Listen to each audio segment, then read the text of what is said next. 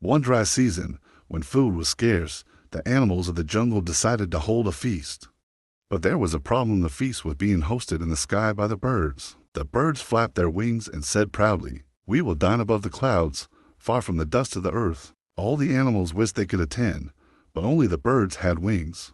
The tortoise, with his slow steps and heavy shell, had no chance. Still, he wanted to join. He wanted the food, yes, but more than that, he wanted respect. So he said to the birds, "My dear friends, surely you would not leave me behind. I am as much your brother as the lion or the eagle. Lend me feathers, and I shall fly." The birds laughed.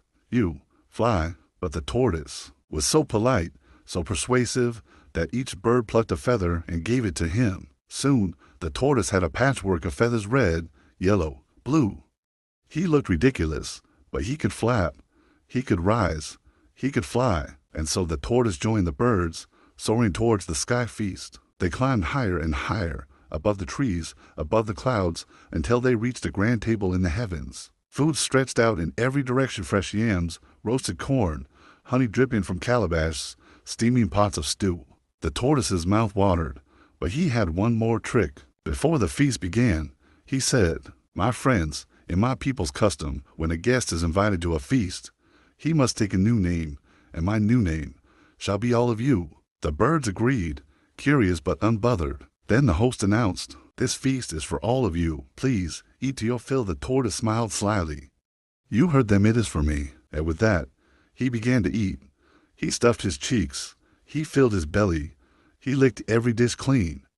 Whenever a bird reached for food, the tortoise blocked them. "No, no," he said, patting his round stomach. "The food is for all of you, and I am all of you." The birds grew furious. Their kindness had been stolen, their feathers misused. They plotted revenge. When the feast ended, it was time to return to earth. The birds gathered and whispered, "This tortoise has tricked us. Let us take back our feathers." And one by one, they plucked their feathers off his back. The red, the yellow, the blue all returned. The tortoise was left bare, his shell heavy, his body trembling. "Please, my friends," he begged, "how will I return home?" The birds laughed and left him stranded in the sky. The tortoise looked down. The earth was far, far below. He could not fly.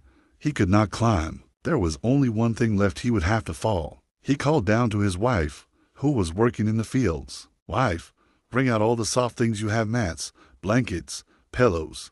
Lay them in the yard so I may land safely." But his wife, confused and angry at his mischief, brought out only hard things: mortar, pestles, grinding stones. The tortoise closed his eyes and fell. Crack! He hit the ground, and his smooth shell shattered into pieces. His wife gasped and quickly patched him back together. From that day, the tortoise's shell has never been smooth again. It is cracked and rough, a reminder of his trickery. So, what can we learn from this story? The tortoise was clever, but he was greedy. He was wise, but he was selfish. His trick gave him victory for a moment, but shame for a lifetime. The cracked shell of the tortoise is more than just a tale, it's a warning. A reminder that greed destroys friendships, that wisdom without kindness leads to downfall. Yet it's also a reminder of resilience. The tortoise fell, but he lived. He was broken, but he continued. And still today, he walks the earth slowly, carrying his lesson on his back. Tell me, what do you think? Was the tortoise a hero for outsmarting the birds, or a villain for stealing their feast? Comment below. I'd love to hear your thoughts. If you enjoyed this story, don't forget to subscribe for more timeless African